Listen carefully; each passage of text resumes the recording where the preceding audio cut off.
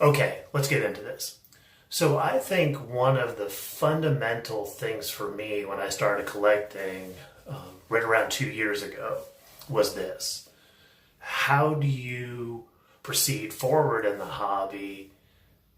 Do you get a lot of watches? Do you save for a grail? Do you moderate your spending in terms of, looking for that great piece and not buy what some may consider subpar pieces? So a lot of that flows through your head, or at least my head. And as you start buying watches, it is a challenging thing from the standpoint that you want to get the most bang for the buck. You want to stay engaged in the hobby, and then you want to experience watches. And so for me, I heard all those talking heads, and as I try to figure out my own strategy, like I indicated in previous videos, I gained like 15 watches within about as many months, and I realized that that wasn't the direction that I wanted to go. So I did the watch fast, waited 250 days, and landed this beauty right here. So was it worth it? Yes, it was worth it. I think this part of my journey to this point, I'm probably going to get reflective on, the weight and how I compare the Tudor to other watches in my collection.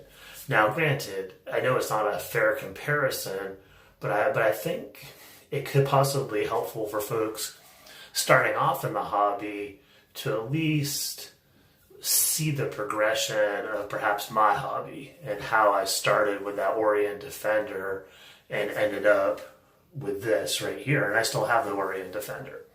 Like I mentioned on the podcast that I was on, the Watchdog podcast with Clayton, for me right now, it is important that my collection tells a story on how I got into the hobby and how I developed through it.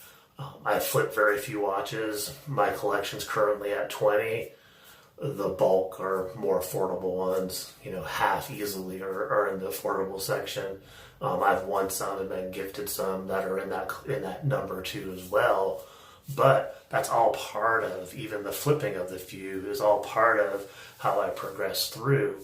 And when I first started this channel, it was very important for me to try to be a voice for folks that are starting in the hobby and to try to be helpful from the standpoint of how to think about all these voices that come at you too as well. And I hope to continue that now too as well, now that I've landed a piece that I do feel is going to keep me happy for a while, that I'm not really looking for anything else at this point in time.